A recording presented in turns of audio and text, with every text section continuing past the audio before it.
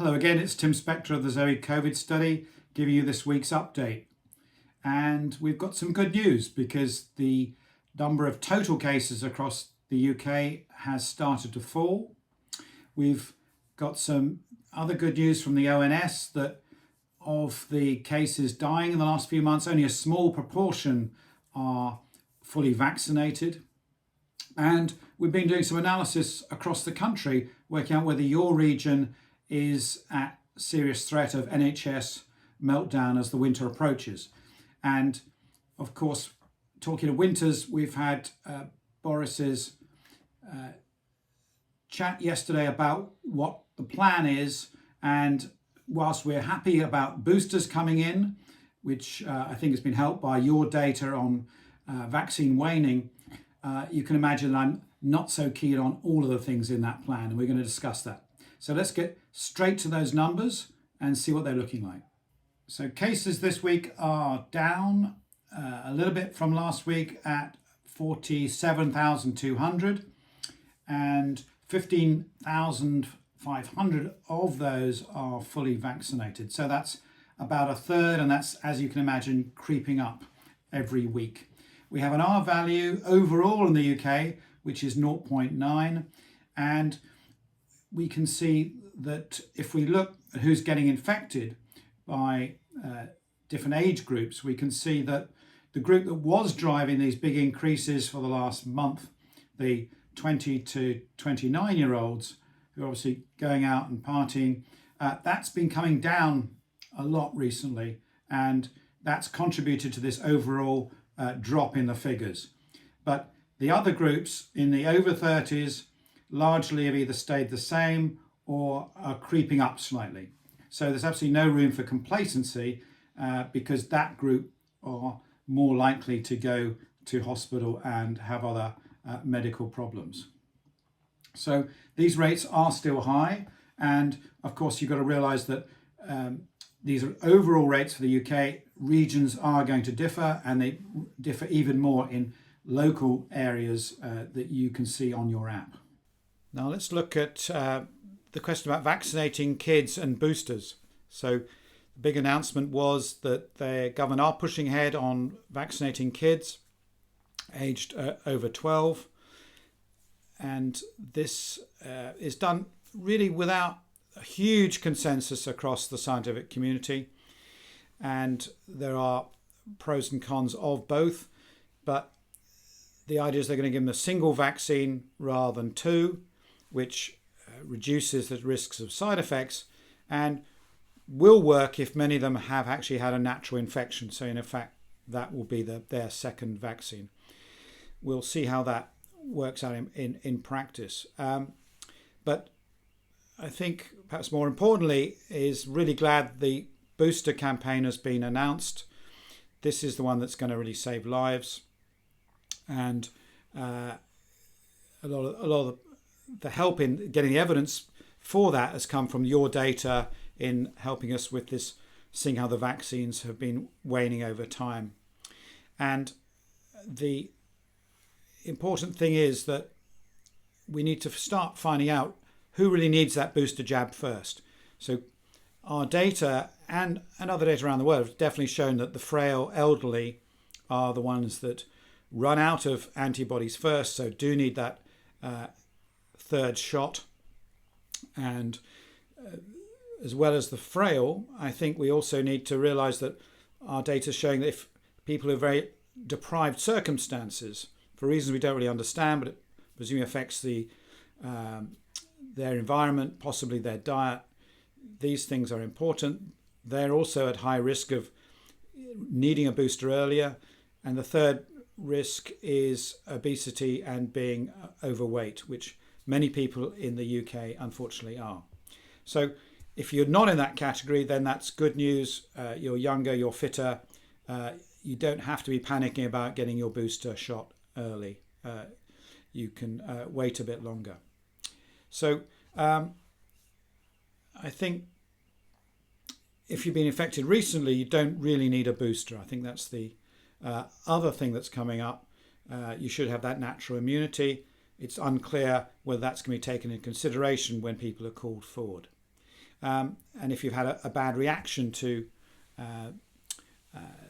the second one, you may want to leave more of a break with a third as well. So lots of individual things to consider as we get into this, and you're going to now give us more data because we've included booster jabs on the app, so you can start logging that.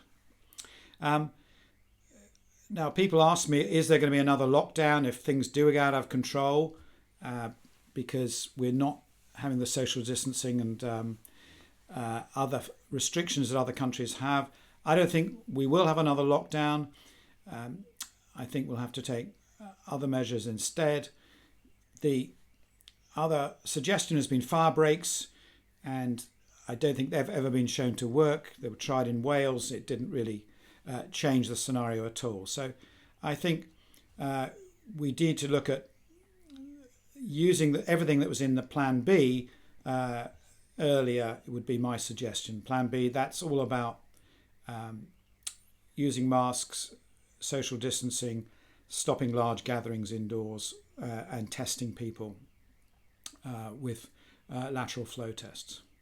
Now, we'll wait and see how that pans out. Now, what about vaccine effectiveness on severe disease? I know a lot of you are worried about, because we've been showing for recent weeks that definitely works against getting the infections. But what about those severe disease? Does that last longer or shorter than getting infection?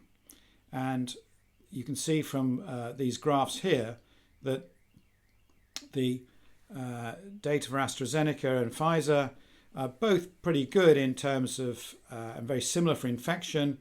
They're showing even better rates really of reducing hospitalisation. So it does a better job in preventing going to hospital. But in both cases, the suggestion from the data, it's not proof, but it's the suggestion, is that does start to wear off by 4 to 6 months.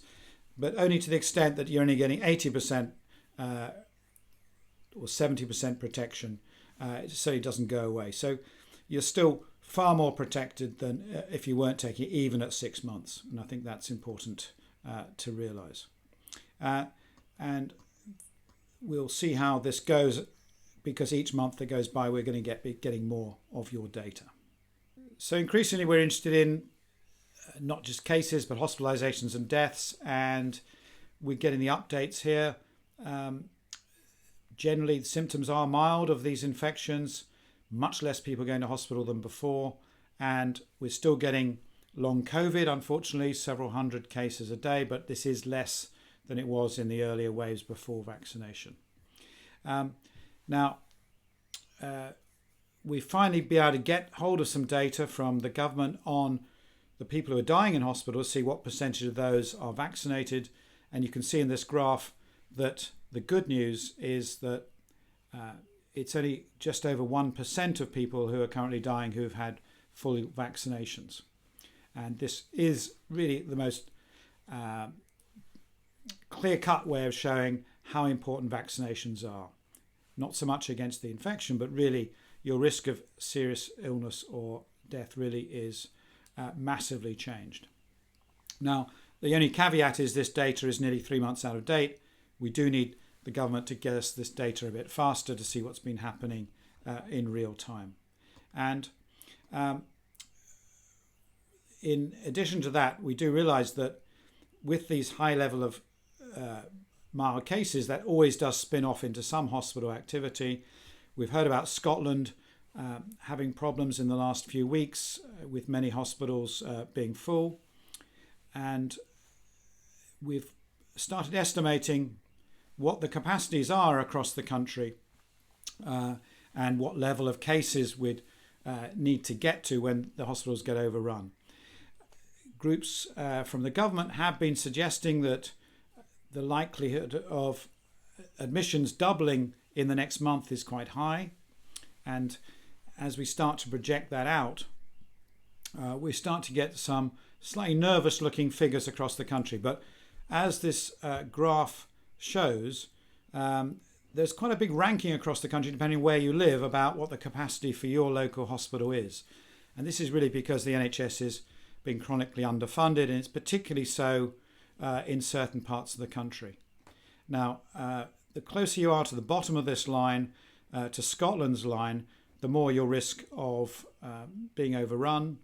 And the next nearest one is the Midlands, which doesn't have good capacity compared to the number of people being sick. And it wouldn't take much to tip the Midlands into a big problem. And I was hearing on the radio today from someone who runs the ITU units there that 40% of beds in most of those Midlands hospitals are full of COVID patients. Now, in contrast, you can see that in London, there's huge capacity and it would take a very large number of cases to overrun. So I've got a feeling that this is going to be more of a regional problem if it becomes one. But again, to me, suggests that we shouldn't be quite as complacent as we are at the moment, and why wait for problems to occur and more deaths to occur. Now let's talk briefly about flu. We haven't had flu for a couple of years seriously, and it's possible we're going to be getting a big winter flu outbreak as predicted by SAGE and other groups. But you have to realise how unpredictable flu is every year. It's very hard to know whether it's going to be a good or a bad season, particularly this year where we don't getting indications from Australia and Asia where we get early warning signs. But I think it's good to be prepared for the worst, and we have to realise that we haven't had any immunity from even basic colds or respiratory viruses either. And the BMJ reported that there have been less cases of colds, flu and bronchitis this year, so perhaps a tenth of normal. I've certainly not had a cold for a couple of years now, which is great. Now, obviously this is due to social restrictions, wearing masks, hygiene, etc., and just shows what we can do to beat infections if we want to as a country. So we'll have to wait and see what happens. If we do get thousands of flu cases, then many of those regions we talked about are going to be tipped over. So we need to stay vigilant. We'll keep you posted, and we may want you in the future to be logging your flu symptoms as well. Time to look internationally now and see how we're doing on the world stage. And firstly, travel, as you know, I've been banging on about how daft the UK rules are compared to other countries, and certainly strong rumours by politicians that this traffic light system is going to be abandoned, and the needs for testing on return from other European countries is going to be abandoned, which makes absolute sense. It does make sense to keep monitoring, I think, the red zone countries where there's new outbreaks to look for new variants. No reason to do that, but I think we have to be a much more pragmatic way to ease travel without ripping people off. Now, let's hope that goes in the direction that we've been promised. Now, let's just look at hospital admissions for COVID-19 in different countries, because people argue that, I don't buy the argument that just looking at cases across Europe doesn't make sense because we test differently, but let's look at hospitalisations, which is what the really important factor is now. And we can see from the graph that the UK is around the world probably in the middle of the pack, but it's one of the few that's actually increasing. And the scale of this is around 100 per million people being admitted to hospital. It means you have about 1 in 10,000 chance.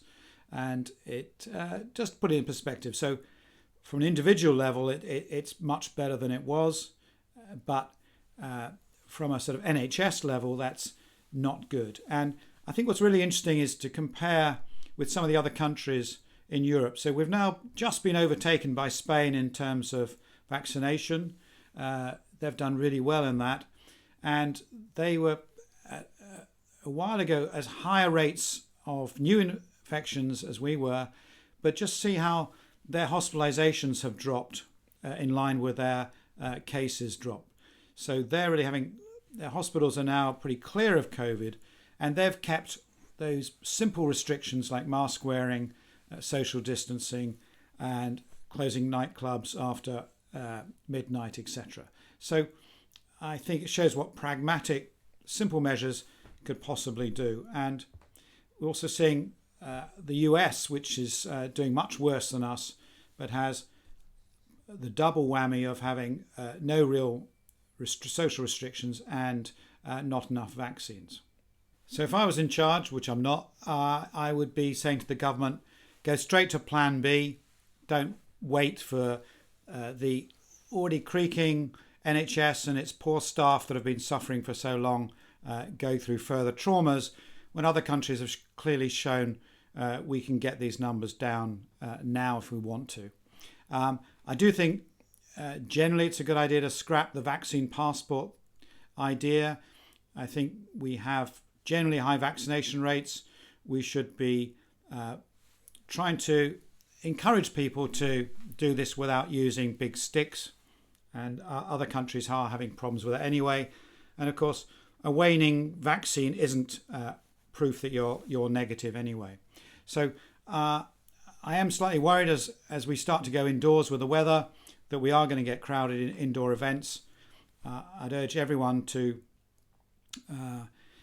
when they can, wear masks, keep your distance, have a lateral flow test before going to these, or if you're organising yourself, get people to do them. They're really widely available. And of course, if you've got one of the top 5 symptoms that we've pointed out, you've suddenly developed a weird cold or headache, just stay at home. Don't be selfish and risk infecting other people. Even if it turns out not to be COVID, it could be a nasty other virus. So really that is the link to, again, 527 days of having told the government and Public Health England that we should be updating the symptoms as other countries have done. They're still not doing it, but it's still important. And I recently visited my mum in a care home this week, and they took my temperature and asked me if I'd travelled anywhere abroad, but did not ask me any of the 5 class symptoms that we're currently seeing on the app. And this is really appalling. So we're going to start to get lots of infected people getting into those vulnerable homes and causing problems if we don't make a fuss. So do spread the word about this.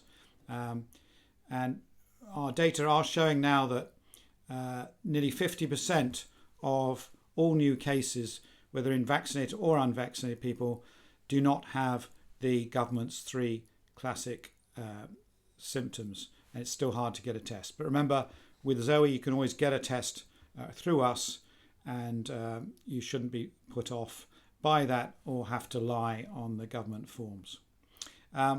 Just to remind you, the last 30 days, this is what it's looking like. The list hasn't changed much. It's still runny nose, headache, sneezing, sore throat, loss of smell. And although all these institutions are still spending money on these expensive fever scanning machines, it only comes down at number 7 in the ranking. So it's pretty pathetic, really. And I doubt if anyone is really being picked up by that method at all. Now, we are getting messages that the sore throat people get with COVID is a bit unusual. It's not like they've seen it before. Maybe in a different place, or it feels differently. So we'd like you to leave your comments about your sore throats in the comments box below this video. And we might be doing some more research on that to try and see if we can distinguish these COVID type symptoms from the ones of a normal cold virus. So that'd be really interesting to get that in the next few weeks. Thanks. So Finally, do spread the news about the app, about the real symptoms of COVID, and do keep an eye on for other updates on our website, notifications, subscriptions, all the usual stuff. And do stay safe and keep logging. And thanks again for your support.